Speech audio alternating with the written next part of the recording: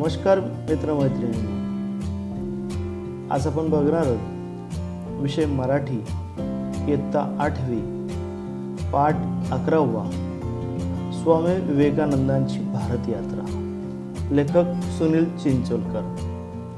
सर्वप्रथम लेखक परिचय.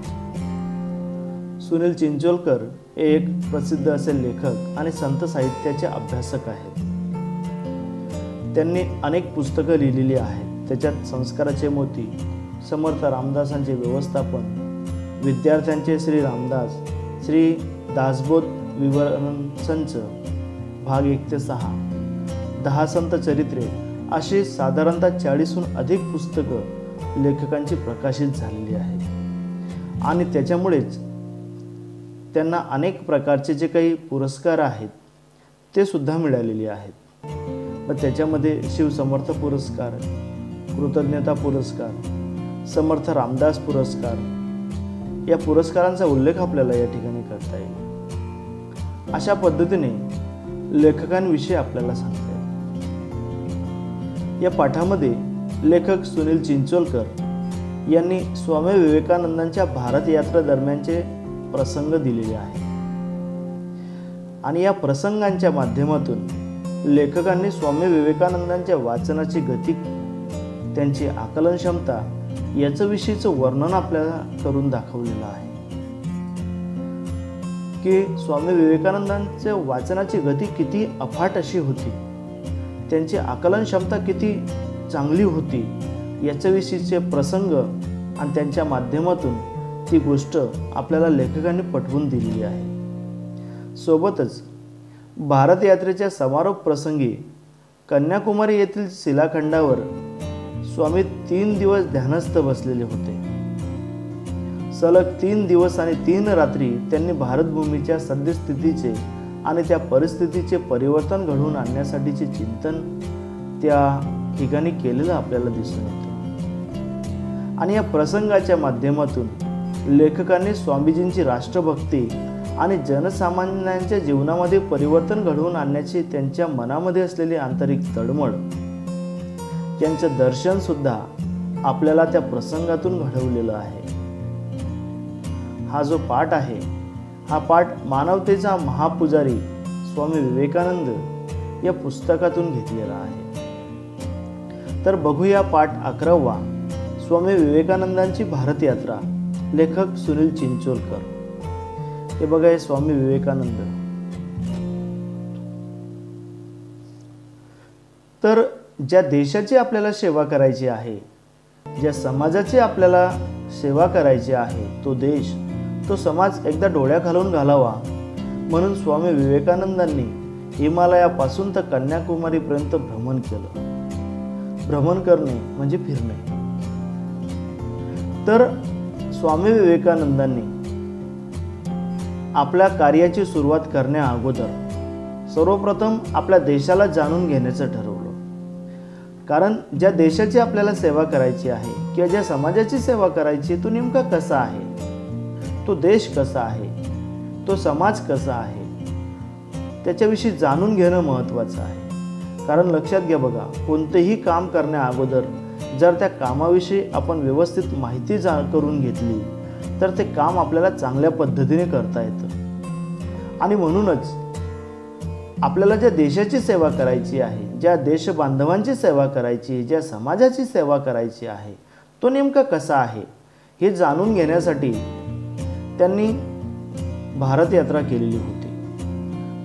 त्यांना या सर्व गोष्टी डोळ्याखालून घालायच्या होत्या. म्हणजे प्रत्यक्ष त्यांना तपासून बघायचं होतं की माझा देश कसा आहे, माझ्या देशातील लोकांची परिस्थिती कशी आहे, ते कसे जगतात, कसे राहतात, हे त्यांना जाणून घ्यायचं होतं. आणि म्हणूनच हिमालयापासून तर कन्याकुमारीपर्यंत म्हणजे उत्तरेपासून दक्षिणेपर्यंत संपूर्ण भारत जो काही आहे तो भ्रमण करायचं स्वामीजींनी ठरवलं.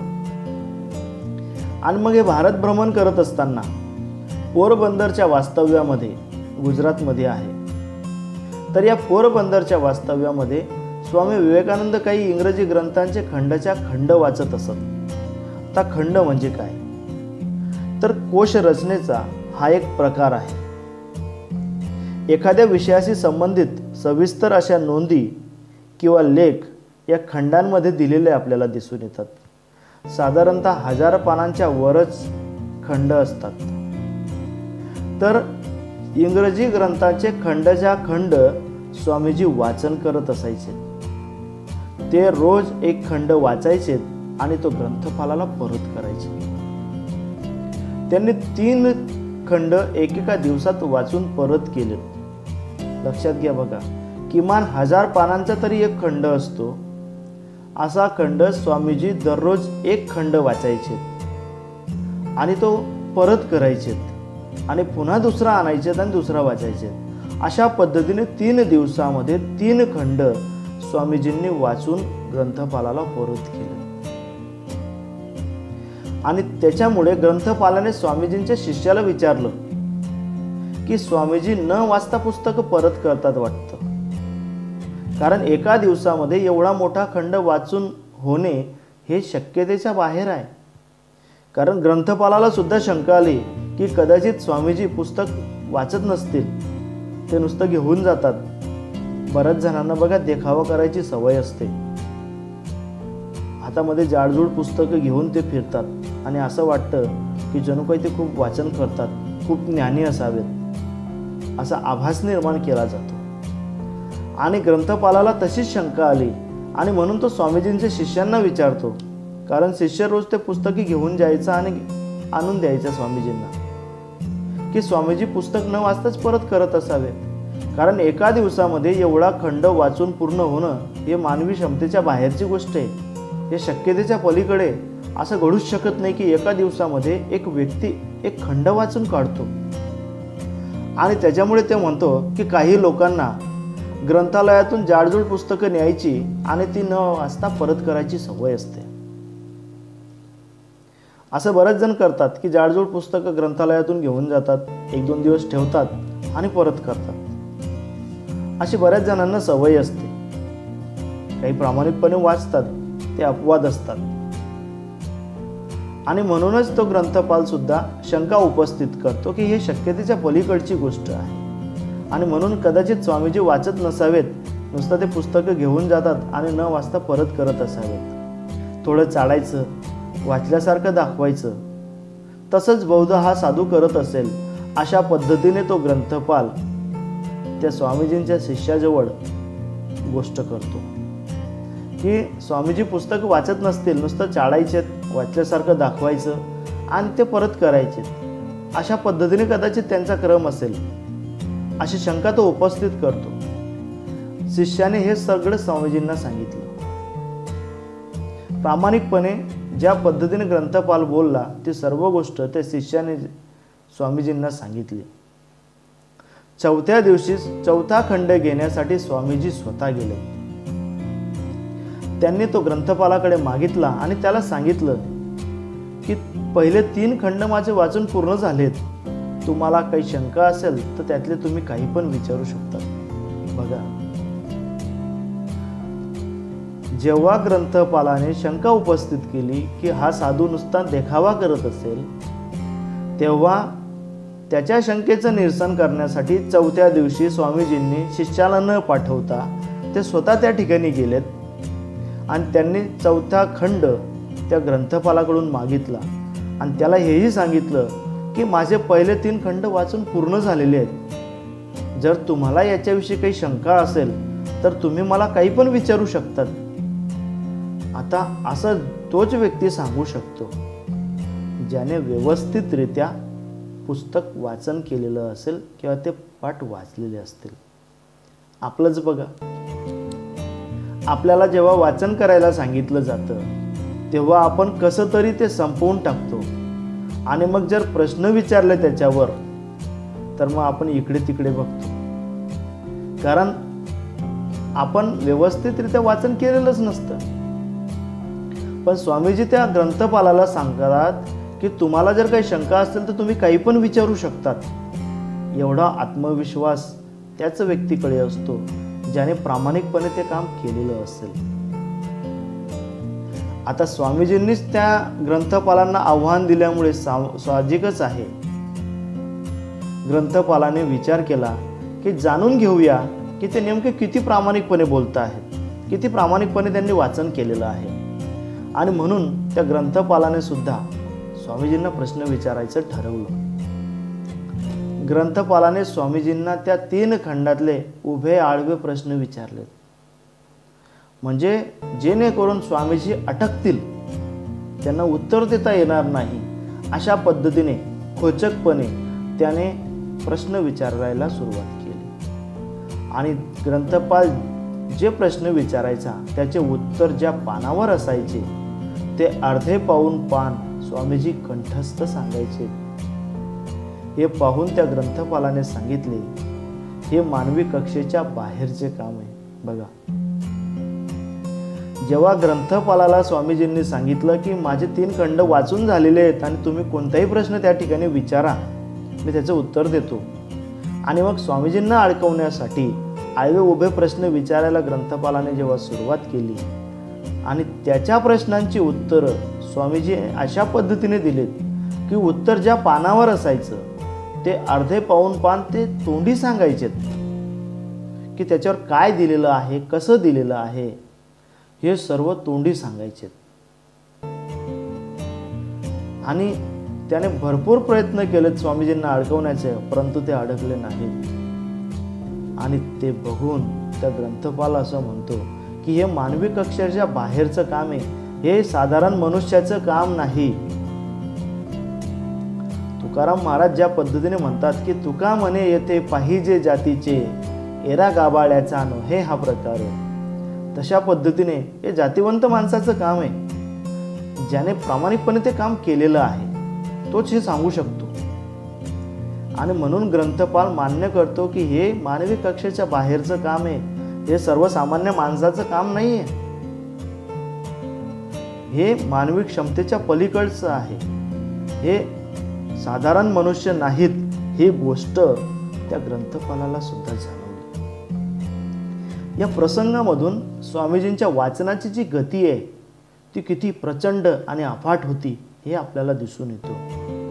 1000 पानांचं पुस्तक एका दिवसामध्ये पूर्ण करणं, तेही आपली सर्व कामं आटोपून, साधी गोष्ट नाही. आपण एक पाठ वाचायला मागे पुढे पाहतो, स्वामीजी 1000 पानांचं पुस्तक वाचायचं तर त्यांची गती किती मोठी असेल वाचनाची, त्यांचा आवाका किती मोठा असेल हे आपल्याला या ठिकाणी दिसून येतं. आणि म्हणून असे जे मोठे व्यक्ती घडतात ते काही सहज घडत नाहीत, त्यामागे त्यांची साधना असते, हे आपल्याला या ठिकाणी दिसून येतं. मग अशा पद्धतीने या प्रसंगामधून स्वामीजींच्या वाचनाची गती आपल्याला कळते. पुढे अजून लेखक एक प्रसंग सांगतात बघा. खेत्रीच्या महाराजांनी एकदा स्वामीजींना विचारलं, स्वामीजी एवढे लक्षात ठेवणे तुम्हाला कसे शक्य होते? साहजिकच आहे, पानाच्या पानं ते तोंडपाठ सांगता आहेत, तर एवढं तुम्ही लक्षात कसं ठेवतात? आम्हाला तर 2 ओळी लक्षात राहत नाही, तुम्ही एवढं कसं काय लक्षात ठेवतात पानाच्या पानं? असा प्रश्न त्या खेत्रीच्या महाराजांनी स्वामीजींना विचारला. स्वामीजींनी खेत्रीच्या महाराजांना दिलेलं उत्तर खूप तर्कशुद्ध आणि तर्कसंगत आहे, म्हणजे तर्काला अनुसरून आहे. असंच नाही की नुसतं काही पण उत्तर द्यायचं म्हणून दिलं, असं नाही, ते पटण्यायोग्य आहे. मग स्वामीजींनी काय सांगितलं बघा खेत्रीच्या महाराजांना. स्वामीजी म्हणालेत, मी माझं मन कुठेही एकाग्र करू शकतो, तसेच माझा तासनतास ध्यानाचा अभ्यास असल्यामुळे मी जे वाचतो त्यावर मन केंद्रित झाल्यामुळे माझ्या ते लक्षात राहते, पाठ होऊन जाते. बघा, एकाग्रता खूप महत्वाची आहे. स्वामीजींनी हीच गोष्ट सांगितली की मी माझं मन कुठेही एकाग्र करू शकतो. तासनतास ध्यानस्थ बसण्याचा त्यांचा सराव आहे आणि त्याच्यामुळे ते कोणत्याही गोष्टीवर आपलं मन केंद्रित करू शकतात. ज्याला एकाग्रता जमली त्याला अनेक गोष्टी साध्य करता येतात. आणि म्हणून कोणतंही काम करताना एकाग्र चित्त होऊन आपण ते काम केलं पाहिजे. हा गुण आपल्याला या ठिकाणी स्वामीजींकडून घेता येईल आणि तो आपण घेतला पाहिजे. तर मी माझं मन कुठेही एकाग्र करू शकतो, तासनतास मी ध्यानस्थ बसण्याचा सराव करतो, अभ्यास करतो आणि त्याच्यामुळे माझ्या ही गोष्ट लक्षात राहते आणि ती तोंडीपाठ होऊन जाते. कारण जर एखाद्या गोष्टीवर आपलं लक्ष असेल, आपण जर लक्ष देऊन ती ऐकली असेल तर सहज आपलं ते लक्षात राहतं. आपण चित्रपट बघतो बघा, तो बराचसा आपला एकाचदा बघितल्यानंतर लक्षात राहतो. कारण त्यावेळेस आपल्या मनामध्ये कोणत्याच प्रकारचे विचार येत नाहीत.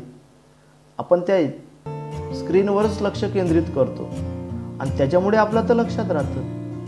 पण पुस्तक वाचत असताना आपल्या बाबतीत तसं घडतं का? अजिबात नाही. आपण आजूबाजूचे आवाज ऐकतो, नाकाने वेगवेगळ्या प्रकारचे सुवास घेतो, मनात दुसरेच विचार चाललेले असतात. त्याच्यामुळे आपण एकाग्र होऊ शकत नाही आणि आपण एकाग्र होऊ शकत नाही, त्याच्यामुळे आपल्याला या गोष्टी शक्य नाहीत. आणि म्हणून स्वामीजी सांगतात की एकाग्रता खूप महत्त्वाची आहे. मी एकाग्रपणे या गोष्टी करतो, एकाग्र चित्ताने करतो आणि म्हणून माझ्या त्या लक्षात राहतात, तोंडीपाठ होतात. आपलं म्हणणं पुढे अजून ते स्पष्ट करून सांगतात. असं बघा राजे साहेब, आपण मुलांना अक्षर शिकवतो, शब्द शिकवतो, त्यानंतर वाक्य शिकवतो. आपण वाक्यापाशी थांबतो. वाक्य बोलता येणे, वाक्य वाचता येणे, वाक्य लिहिता येणे, या आपल्या शिक्षणाची पायरी आहे. इथं आपण थांबतो बघा. आपण स्टेप बाय स्टेप जातो. आपण अगोदर अक्षर शिकून घेतो, मग शब्द शिकतो, त्याच्यानंतर वाक्य, टप्प्याटप्प्याने आपण या गोष्टी समजत जातो. आणि मग आपल्याला वाक्य वाचता यायला लागलं, बोलता यायला लागलं, लिहिता यायला लागलं की आपण तिथं थांबतो. पण एवढ्यावरच थांबून उपयोग नाही.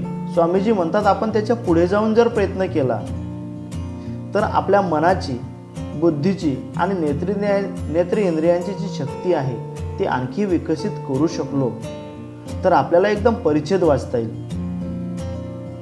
मी ग्रंथांचे परिच्छेद एका दृष्टिक्षेपात वाचतो.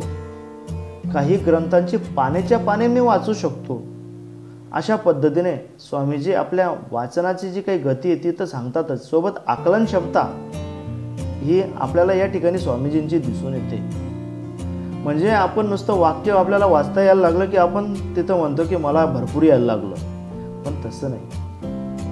आपल्याला त्याच्या पुढे जाऊन प्रयत्न करावा लागणार आहे. हे दिल मागे मोर या पद्धतीने आपल्याला अजून पुढे जाऊन आपल्या मनाची, आपल्या बुद्धीची, नेत्रेंद्रियांची म्हणजे आपल्या डोळ्यांची शक्ती आपण आणखी विकसित करू शकतो. आणि जर आपण या गोष्टी करू शकलो तर आपण एकदम परिच्छेद आपल्याला वाचता येऊ शकतो. एका दृष्टिक्षेपामध्ये आपल्याला त्या गोष्टी कळू शकतात की तिथं काय दिलेलं आहे. पण त्याच्यासाठी आपल्याला आपल्या मनाची शक्ती वाढवावी लागेल. आपल्याला एकाग्र चित्त व्हावं लागेल. आपल्या मनाला एका ठिकाणी बांधून ठेवावं लागेल. त्याचबरोबर आपल्या बुद्धीची शक्ती आपल्याला वाढवावी लागेल. आपल्याला आपली आकलन क्षमता वाढवावी लागेल. मन एकाग्र झालं की बुद्धी एका ठिकाणी स्थिर व्हायला मदत होईल. आणि मन आणि बुद्धी जेव्हा एका ठिकाणी स्थिर होतील तेव्हा आपली आकलन क्षमता वाढायला मदत होईल. त्याचबरोबर आपल्या डोळ्यांची क्षमता, नेत्रेंद्रियांची जी काही शक्ती आहे ती आपण विकसित केली पाहिजे. एका दृष्टिक्षेपामध्ये आपण जास्तीत जास्त अक्षर वाचण्याचा प्रयत्न केला पाहिजे. स्वामीजी म्हणतात की मी एका दृष्टिक्षेपात परिच्छेद वाचू शकतो. काही ग्रंथांची पानाच्या पाने वाचू शकतो. म्हणजे त्याच्यात काय दिलेलं आहे, त्याच्यात सार काय आहे तो आपल्याला कळला पाहिजे, तो आपल्याला आकलन झाला पाहिजे. ही गोष्ट तेव्हा शक्य आहे जेव्हा आपण एकाग्रचित्तपणे त्या गोष्टी करू. आणि त्याच्यासाठी एकाग्र होण्यासाठी आपल्याला ध्यानस्थ बसावं लागेल. म्हणजे आपलं मन, बुद्धी, डोळे हे सर्व एका ठिकाणी आपल्याला केंद्रित करावे लागतील. हे तेव्हा शक्य होईल. स्वामीजींना या गोष्टी शक्य होत्या कारण त्यांनी त्या गोष्टींवर काम केलेलं होतं. त्यांची वाचनाची गती तीव्र होती, प्रचंड होती. हे आपण ग्रंथांच्या वाचनावरून बघितलं. त्याचबरोबर आकलन क्षमता त्यांची प्रचंड मोठी होती आणि त्याच्यामुळे ते पानाच्या पानं वाचू शकायचे ग्रंथाची. तसं जर आपल्याला करायचं असेल तर त्याच्यासाठी आपल्याला एकाग्रचित्त होण्याचा सराव करावा लागेल. आपण एकाग्रचित्त होऊन ते काम केलं पाहिजे आहे. तर अशा या 2 प्रसंगांच्या माध्यमातून लेखकांनी आपल्याला स्वामीजींच्या वाचनाची गती आणि आकलन क्षमता यांच्याविषयीचा परिचय करून दिलेला आपल्याला दिसून येतो. इथं आपण थांबूया. आपल्याला जर माझा व्हिडिओ आवडला तर नक्कीच त्याला लाईक करा. त्याचबरोबर माझ्या यूट्यूब चॅनलला सबस्क्राईब करा, जेणेकरून मी याच्यानंतर जे काही पुढचे व्हिडिओ अपलोड करेन तेव्हा त्यांची नोटिफिकेशन आपल्याला यायला मदत होईल. त्याचबरोबर आपल्या वर्गाचे मी याच्या अगोदर जे व्हिडिओ अपलोड केलेले आहेत ते आपल्याला पाहता येतील. आणि म्हणून आताच खाली जे घंटेच्या आकाराचं चिन्ह दिलेलं आहे त्याला क्लिक करून माझ्या यूट्यूब चॅनलला सबस्क्राईब करा. त्याचबरोबर आपल्या इतर मित्रमैत्रिणींना सुद्धा शेअर करा. धन्यवाद.